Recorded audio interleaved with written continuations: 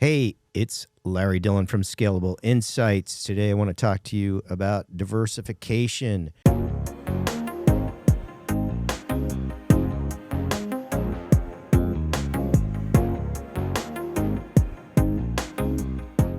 There is, a lot of talk about a dip in the economy coming up, and one of the couple of things that you can do to prepare for that is one of the things is to go deeper into your own customer base, and also diversifying the products that you have. I was just talking to some folks who have started diversifying different types of products, similar products, and, started maybe 5 or 10 years ago. And today, more than 50% of their revenue is from those diversified products. The other, hedge against, a coming recession or dip in the economy would be to go deeper into your customer base. I talk to people all the time about can we all agree that you should be calling into your ex-customers or your past customers or your existing customers.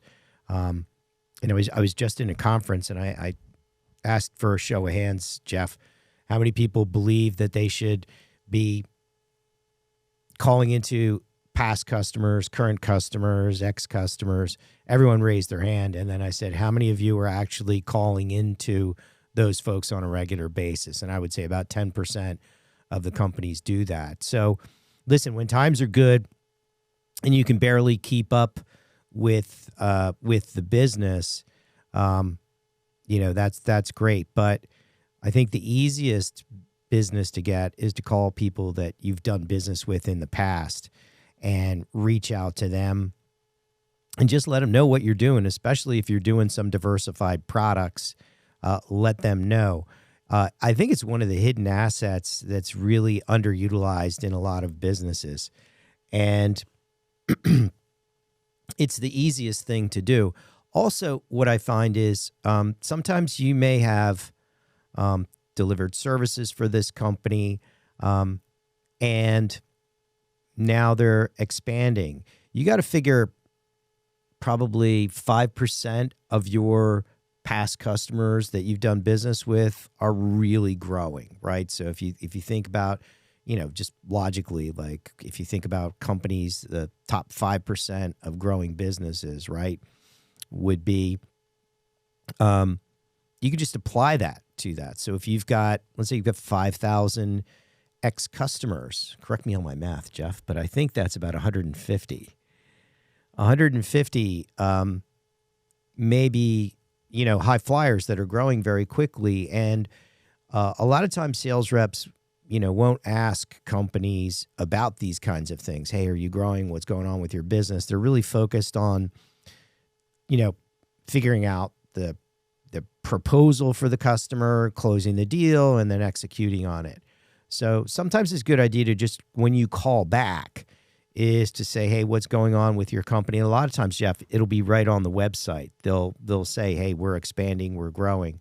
So again, if you've got 5,000 past customers, there's probably 150 that are really killing it in any economy. So, even if you just set up a goal to find out who are the 100 or 200 fastest growing businesses of the companies that I've done business with in the past. There might be the top 5 or 10%, and just simply call them up, check out their website, and just flat out ask them, hey, what's going on? Is your business growing? How are you doing in this economy?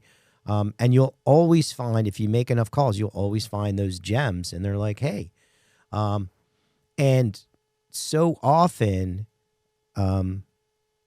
if you take the time and the effort to call into the people that you've done business with in the past, or even your existing customers, they'll say, you know what, I'm glad you called because X, Y, and Z.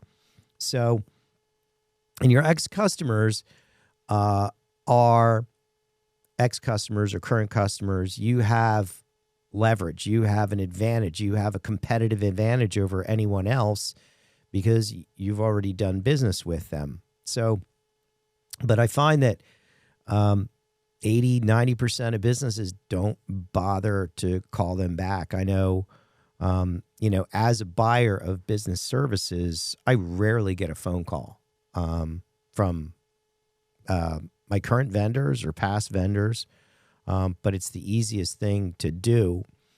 It just takes, and that's, kind of another vote for the inside sales team. And the other thing that I want to reemphasize is the research is still remains. It's the same as it's been this year, 5 years ago, 10 years ago, 20 years ago.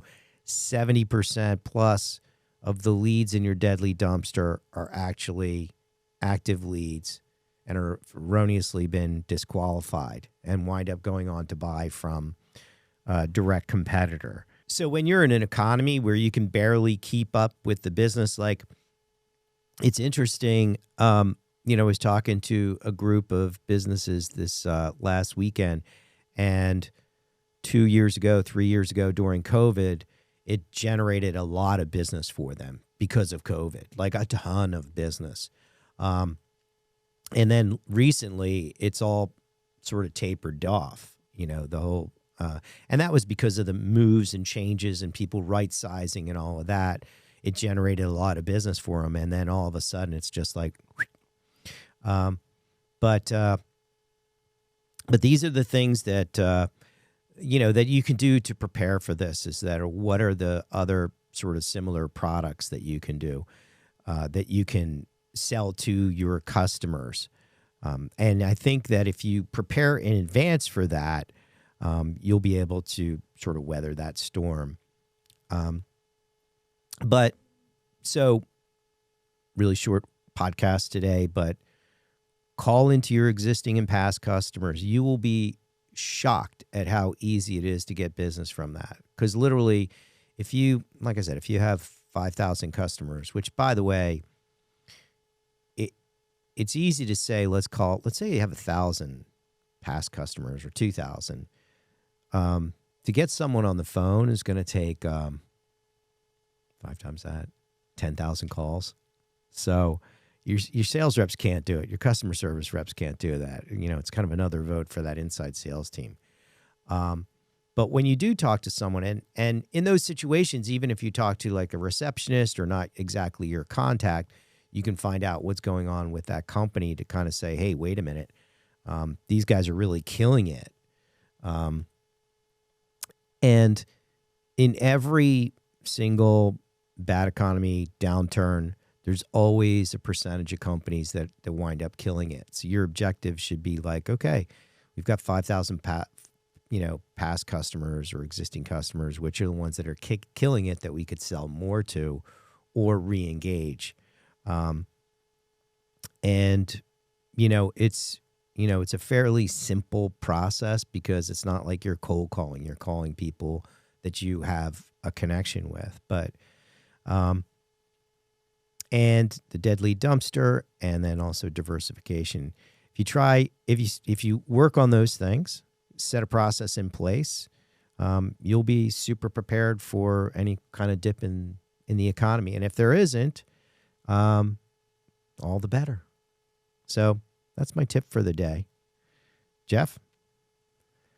Happy to be here. Happy to be here. All right. Well, listen, happy selling. And again, if you have any questions or if you want to reach out to me, it's Larry@insightprm.com. We've got officially launched V5 of Insight PRM, our CRM, PRM.